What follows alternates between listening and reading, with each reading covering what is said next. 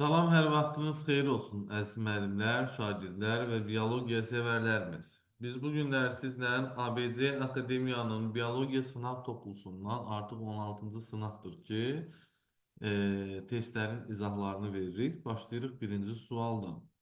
Birinci sualda deyirik ki, canlıların neçə aləminin nümayəndələrində bir hüceyrəli produsentə rast gəlinməz?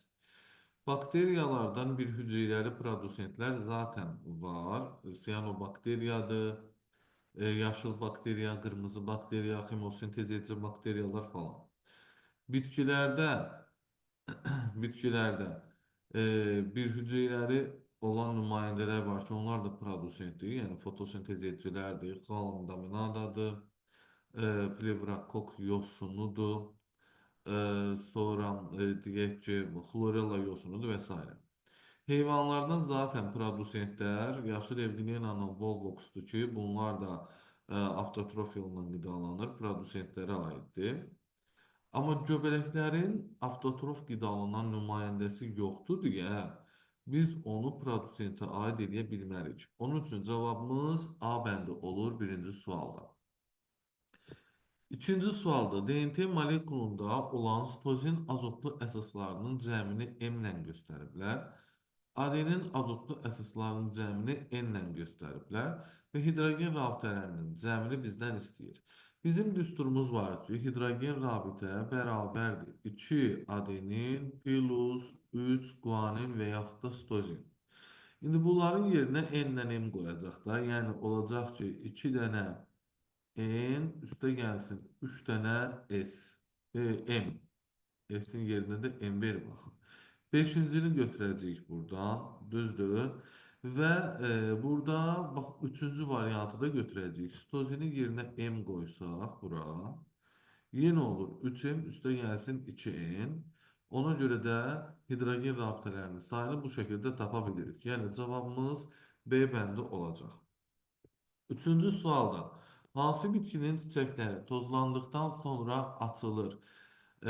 Baxın, pambıqdır, kətandır, vələmirdir, öz-özünə tozlanır. Toz ağacı ilə çoğdar, çarpaz tozlanır. Ona görə heç bunları götürmürəm. Kənafla pambıqda amma belə bir şey var ki, çiçəklər açıldıqdan sonra tozlanır. Ona görə də onlar həm öz-özünə, həm də çarpaz yolla tozlana bilər. Onun üçün bunları götürməyəcəyik. Cavabımız vələmir olacaq A bəndi. Sonra sonra dördüncü suala gələndə bizə deyir ki, hansı bitkinin nümayəndələrində 3 növ generativ orqana rast gəlinər? Qarğıdalıda demək nə var? Çiçək də var, meyvə də var, toxum da var. Söyüddə də həmçinin dişi fərdində, dişi fərdində həm çiçək var, həm toxum var, həm meyvə var. Kələmdə də həm çiçək, həm toxum, həm meyvə var.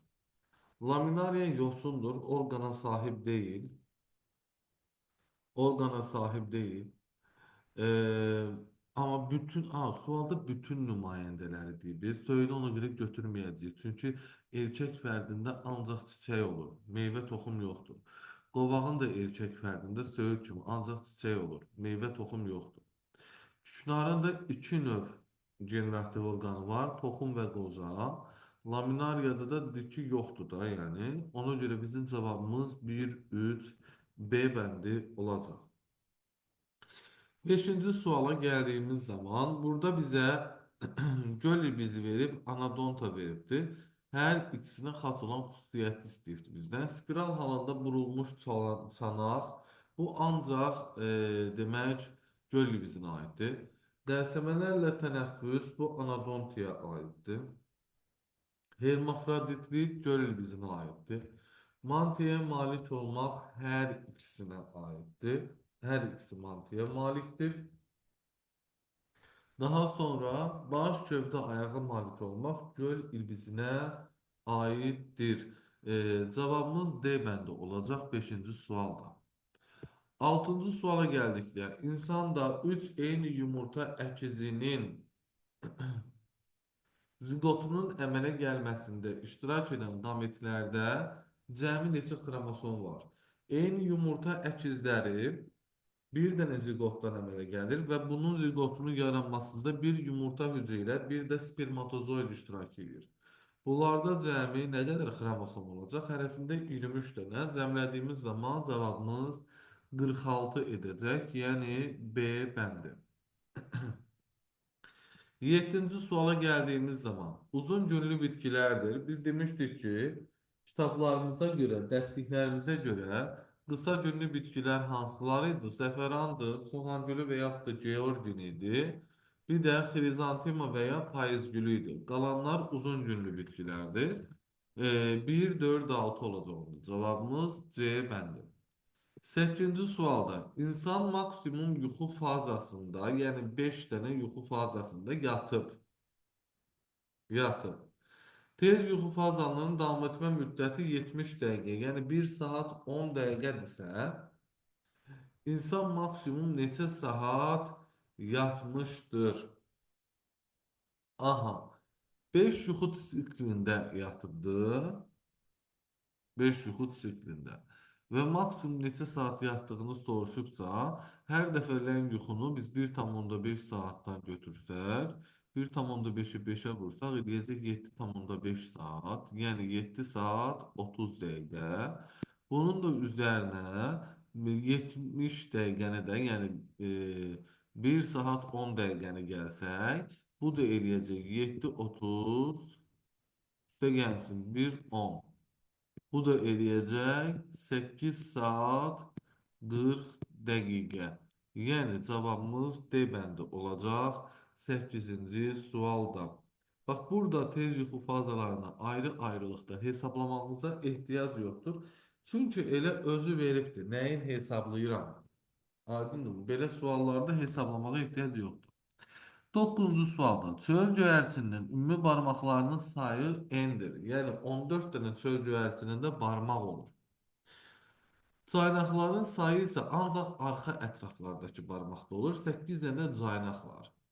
Neyin yiyərəm? 14-dən 6-nı çıxarım ki, 8-i alam. Yəni 9-cu sualın cavabı C bəndi olacaq. 10-cu suala gəldik. İnsanın bilavasitə əcdadı olan meymunla, yəni avstralopiteklə eyni canlıdan başlanğıc götürmüşdür. Ya gorilla olmalıydı, ya şimpanze olmalıydı. Eyni canlıdan başlanğıc götürüb şimpanze. Hər üçü bunlar gorilla, avstralopitek, şimpanze, driopitekdən başlanğıc götürüb. 11-ci suala gəldiyimiz zaman bizə deyib ki, balığın gövdə skeletinə aid olan hissə göstərilir bizdə. Gövdə fəqərəsi və 2 dənə qabırğadır gördüyünüz kimi. Bir şəkildə verilən sümük sayı 3 dənədir. Gövdə fəqərəsi və qabırğalar. Şəkildə verilən hissədə sümüklərin növ sayı isə 2 dənədir də burada. 3-ün üzərinə 2 gələndə də 5 eləyir B bəndi. 12-ci suala gəldik. 12-ci sual deyir ki, hansı bitkinin vətəni Asiya qitəsi ola bilər? Qarğıdalıdır, yer fındığıdır, ananasdır, sonra kartofdur. Bunları götürmüş çünki Amerika qitəsi ilə əlaqəlidir. Amma qəhvə Həbəşistan mərkəzidir. Bu da Həbəşistan da Asiya və Afrika ilə əlaqəli olur. Ona görə vətəni Asiya qitəsi kimi götürmək olar. Cavabımız Y bəndi.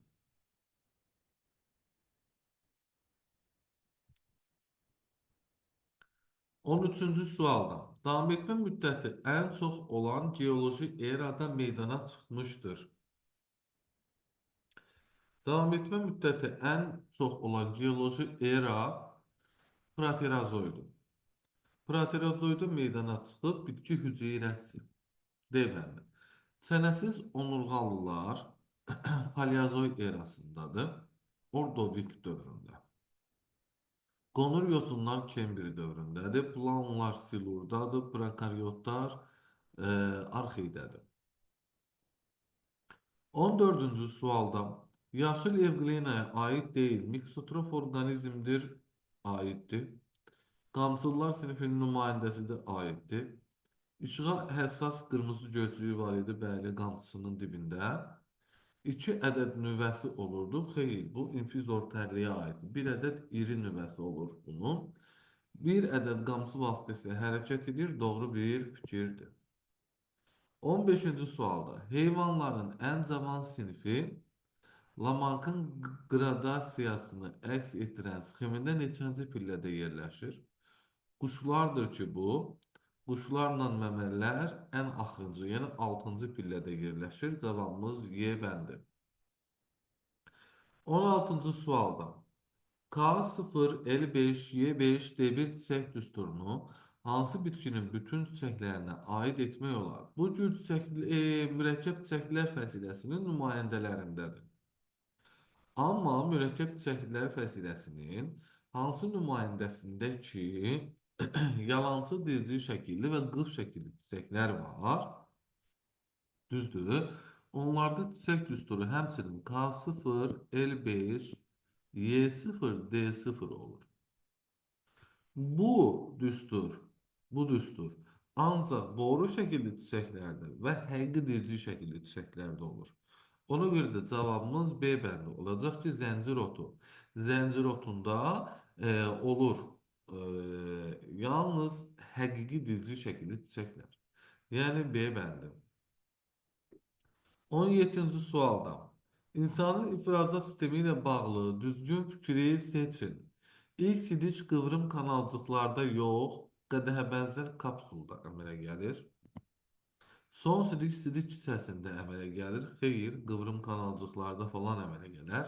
Sidik kisəsi qarın boşluğunda yox, çanaq boşluğunda yerləşir.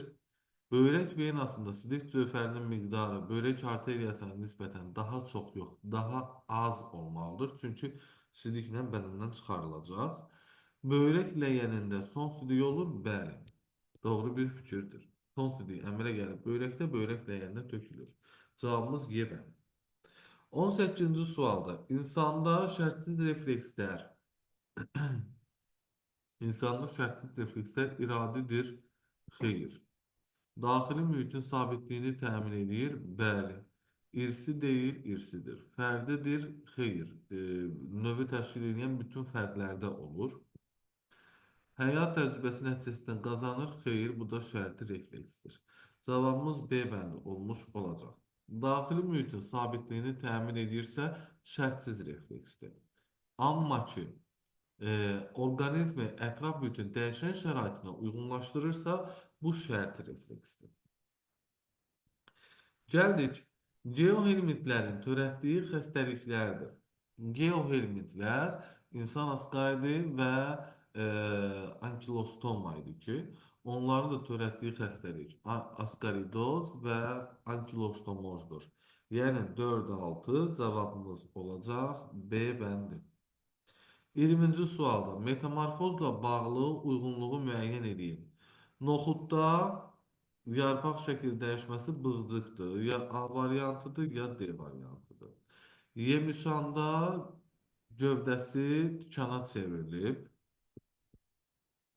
Çoğundurda da kökün şəkil dəyişməsi meyvə kök var. Cavabımız A bəndi. 21-ci sualda cədvəldə ayrı-ayrı onurğalı heyvan növlərinin xüsusiyyətləri verilmişdir. Bununla bağlı hansı fikri söyləmək olmaz? Söyləmək olmaz.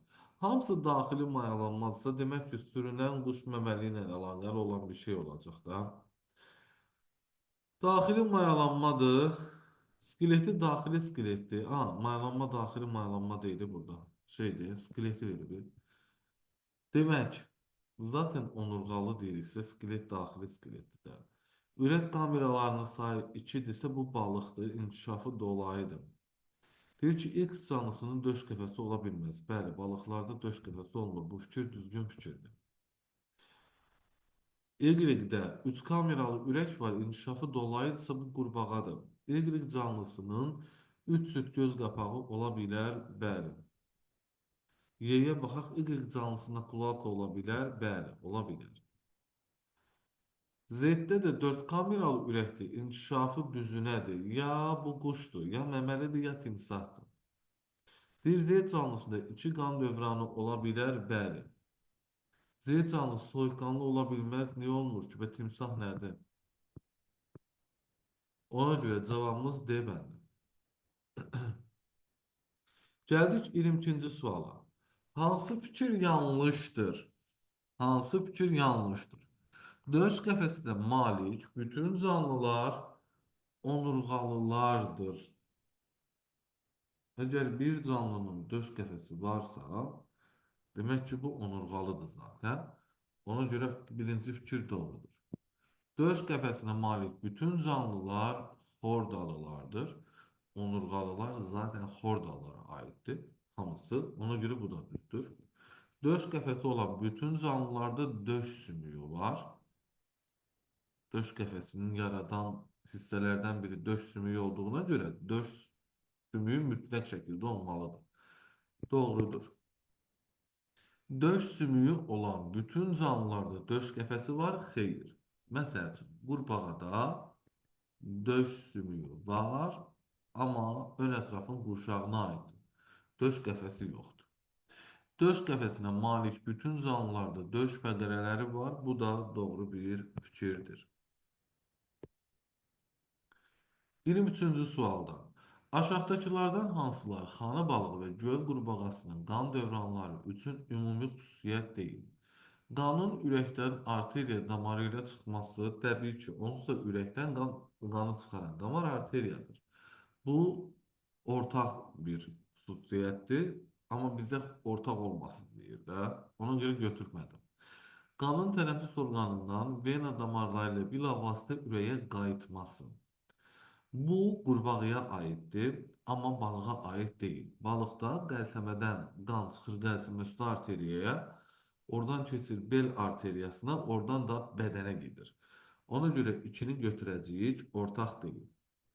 Üçüncüyə gəlirik. Venoz qanının vena damarları ilə ürəyə qayıtması, e, bu hər ikisində olur. Hər ikisi üçün var. Ona görə bunu götürməyəcəyik. Qanın tənəffüs orqanından arteriya damarına keçməsi. Aha, qanın tənəffüs orqanından arteriya damarına keçməsi balıqlardadır. Suda burada yaşayanlarda ağciyər venasına keçir. Ona görə bu da ortaq deyil, götürdük. Cavabımız 2 və 4. Y bəndi olacaq. 24-cü sualda normal səslər 35 ilə 65 desibel arasında olur da, 1 ilə 3 götürəcəkdə burada D bəndi. 25-ci sualda heç bir hamiləlik keçirməyən yetkin sağlam qadında cədvələ əsasən X olar. Aybaşı sikli 28 gündür, müddəti 5 ildir. Baş verən ovulyasiyaların sayı 28 gündən hesabladığımız zaman 1 ildə 13 ovulyasiya baş verir. 5 ili deyəndə 5-i vuracağıq 13-ə, cavabımız eləyəcək 65. Yəni D bəndi. Davam edirik 26-cı sualla. Bizə deyir ki, X, Y, Z, F, K-nın cəmini qap. Ay Allah, nə qədər çox şey istəyib bizdən. Noxuddur, quru kütləsi 10 qramdırsa, cücərərkən utduğu suyun kütləsi elə 10 qrama bərabərdir. Cücərmiş kütləsi bunların cəmi, yəni 20-dir. Qarğıdalıdır, utduğu su 10 qramdırsa, quru kütləsi bundan 2 dəfə çox, yəni bu da 20-dir. Darının cücərmiş toxumunun çəkisi 15 qramdırsa, darının quru kütləsi 4x götürsək, utduğu suyu x götürəcəyik. 15-ə bərabər eləyək. 5x bərabərdir 15-ə. X də bərabərdir 3-ə. 3 yəni bunun utduğu sudur. Düzdür. Quru kütlə isə nədir? 12'ye qalmış olacaq. 12 olacaq elə.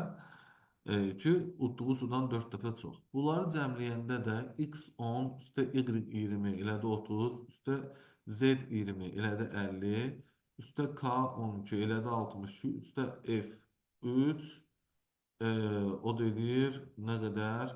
65. Yəni A bəndi olacaq 26-cı sualın cavabı. 27-ci sual. Hansı bitkinin meyvəsinin əmələ gəlməsində bilavasitə çiçəyin gövdə mənşəli üzvü iştirak edir? Gövdə mənşəli üzv çiçək yatağı və çiçək saplağıdır çiçəkdə. Hansı deyir bitkinin meyvəsinin əmələ gəlməsində? Yalançı meyvənin əmələ gəlməsində çiçək yatağı iştirak edir. Də düzdürmü? Ona görə cavabımız A variantı armuddur. 28-ci sualda şəkil ilə bağlı verilmiş ifadələrdən hansı yanlışdır? Deyir ki, bir yetkin bitkini göstərir, bir sporofit nəsildir və sporlar yarpağın alt səthində yerləşir. Doğru bir fikirdir. Qeyd edib ki, 3 torpağa rizoid ilə bərkiyir. Bəli. Protaldı torpağa rizoid ilə bərkiyir. Doğrudur. İkinci fikirdə bir diploid xromosom dəstinə malikdir. Bu da doğrudur. 2 və 3 haploid xromosom dəstinə malikdir. 2 sporda protal, 3 də protaldır. Hər ikisi haploid xromosom dəstidir. Doğrudur. 4 torpağa köklərlə bərkiyir. 4 Rüşeymli protaldır da, o da köklə bərkiməz, rizoidlər vasitəsilə bərkiyər. Ona görə də deyək ki, 28-ci sualın cavabı olacaq Y bəndi. 29-cu sualda adi şamil 10 pulcuqdan ibarət qonur qozasında maksimum sayda toxum əmələ gəlməsi üçün 10 pulcuqda hərəsində 2 dənə toxum olarsa, onu vururam 2-yə, 20 dənə toxum olur maksimum. Elə 20 dənə toxum. Bir bu toxumun əmələ gəlməsi üçün mayalanmada neçə hüceyrə iştirak etmişdir? Hər toxumun yaranmasında çılpaq toxumlularda mayalanmada 2 hüceyrə iştirak edir. Ona görə 20-ni vuraram 2-yə. Bu deyir 40 hüceyrə və yaxud da 40 qamet. Cavabımız C bəndi. 30-cu suala gəlirik. X və Y-in cəmini hesablayın. Aha. Bölünməyə sərf olunan vaxt 60 dəqiqə verib başlanğıc bakteriyanın sayını X göstəribdir. Əmələ gələn fərdlərin maksimum sayını 40 göstəribdir. Maksimum say verirsə, demək ki, 20 dəqiqədən bir bölünür. 3 dəfə bölünmə keçirir. Bax, gəlin belə eləyək. Başlanğıc bakteriya X-dır, 1 dəfə bölünür, 2 dəfə bölünür və 3 dəfə bölünüb 40-ı yaranır. Düzdürmü? 2 dəfə bölünə-bölünə, 2 dəfə arta-arta gedib də. İndi siz bunu 2 dəfə azalda-azalda gəlin. 40-ı 2 dəfə azaldanda 20, 20-ni 2 dəfə azaldanda 10, 10-u 2 dəfə azaldanda 5. Deməli, X-imiz oldu 5-ə bər alınır. Düzdür? 5-ə bər alınır. Aşağıda da 8x dəqiqə veriblər də. Elədir, 5-i 8-ə vuranda bu deyilir 40 dəqiqə. 8 bakteriyanı da 20 dəqiqədən bir böləndə, yəni 8-dən birinci 20 dəqiqə ərzində 16-sı, 16-dan ikinci 20 dəqiqə ərzində 32-si əmələ gəlir. X-imizin qiyməti 5, Y-imizin qiyməti 32. Cəmləyəndə cavabımız nə eləyəcək? 37. Yəni A bəndi. 31-ci sualda deyir ki, xanı balığında qanın hərəkət istiqamətinin düzgün ardıcıllığını seçin. Aha. Qulaqçıqdan keçir qarın aortasına. 4-dən sonra. Yox, qulaqçıqdan mədəciyə. Qulaqçıqdan mədəciyə. Mədəcikdən qarın aortasına. Qarın aortasından qəlsəməyə gəldiyinə görə qəlsəmə damarlarına, qəlsəmə gətirici, qəlsəmə çıxarıcı, oradan keçir bel aortasına, bel aortasından bədənə gedib oksigenlə təmin etdikdən sonra venoz qan, vena damarları ilə ürəyə qayıdır. Yəni, cavabımız Y bəndi. 32-ci sual. Sağlam insanda qan təzyiqinin damarlarda dəyişməsinə uyğundur. Qan təzyiqi arteriya damarlarında ən çox idi, vena damarlarında ən az idi. Elə baxıram ki, burada A bəndi uyğun gəlir də. Əslində bu cür nə böyük kiçik işarəsi qoymaq doğru deyil. Arteriya böyüktür kapilyer, o da böyüktür vena olmalıdır. Cavabımız A bəndi. Vena yəni hər ikisindən kiçikdir də. 33'te bölme prosesi ontogenezin sonuna kadar devam etmeyen canlıların sırasını gösterin. Yani ömrünün sonuna kadar böyümesi getmir. Burada biz bitki götürə bilmərik. Heyvanlara baxacağıq. Lemming, kalmar, siyanet, kobra. 2, 4, 6, 7. Cevabımız B bəndi. 34-cü sualda. Energetik mübadilə zamanı hansı canlının hüceyrələrində atom halında hidrogen də alınır? Yəni ki, atom halında hidrogen oksigenli mərhələdə olur. Oksigenli mərhələdə. Yəni hansı canlı oksigenli mühitdə yaşayır? Cavabımız A planari C bəndidir. Burada yetkin fərdi yazsaydı daha yaxşı olar. 35-ci sualda hansı xəstəlik zamanı insanda antitel yaranmadığına görə peyvənddən istifadə edilmir? İstifadə edilmir. Talasemiya irsidir. Peyvəndi nəyini istifadə edək ki, ora? Düzdür. Enterobiyoz qud xəstəliyidir. Peyvənddən istifadə edilməz. Covid-19-da peyvənd vururlar. Polimelitdə peyvənddən istifadə etmək olar. Düzdür. Süd çayında həmçinin. Qıçda peyvənd vurulmur, peyvənd tətbiq edilmir. Çünki təsir etmir, antitel yarada bilmir. Cavabımız 1, 2, 6 D bəndi. Yəni bu əsasən belə deyək də virus xəstəliklərinə, bakteriyal xəstəliklərə təsir edir, peyvənd falan. Amma bütün virus xəstəliklərinə təsir etmir. Qıç virusu o qədər tez mutasiyaya uğrayır ki, antitel falan ona təsir eləmir. Dərman hazırlayana qədər falan, düzəldənə qədər heç təsiri qalmır. Ona görə müalicəsi yoxdur. 36-cı sualdır. Həkim deyir, xəstənin gözünü müayinə edərkən onda yaxından görmə qüsurunu aşkar etmişdir. Yaxından görmədə dedik nə olur? Göz alması uzunsov olur. Düzdür. Göz alması uzunsov olur.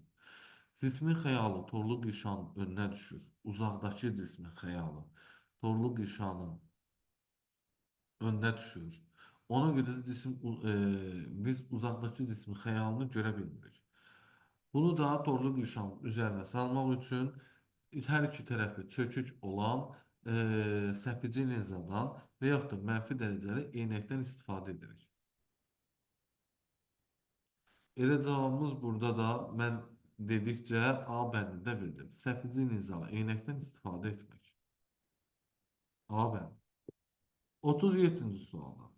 Alkoqol hepatiti haqqında deyilənlərdən hansı yanlışdır? Seroza səbəb olur.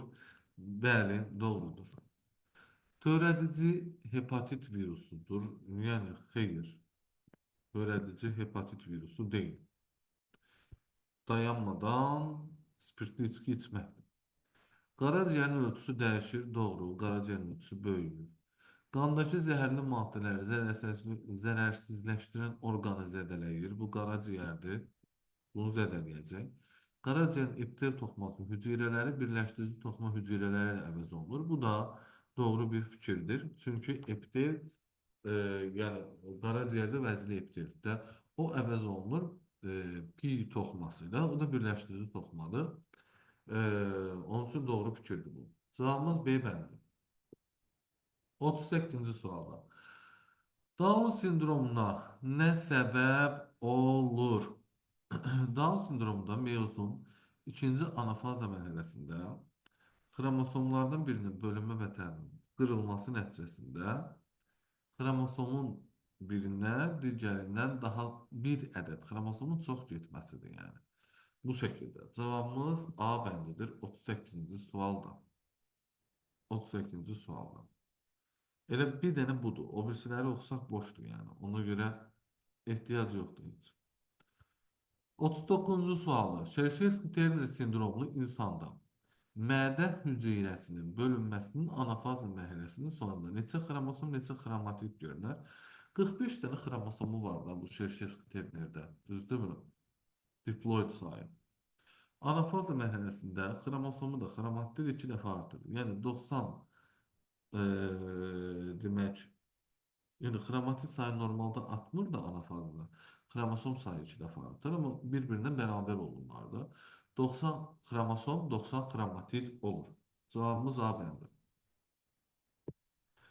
Və 40-cı sonuncu sualda qov göbələyi hansı canlılara aiddir? Qov göbələyi bitkilərdə parazitlik etdiyinə görə elə birinci dərəcəli konsumentlərə aid edilmiş olur. Cavabımız A bəndi. Belə, əzizlərim, bu dəfəki test izahlarımızdan bu qədər. Sağ olun, hələlik.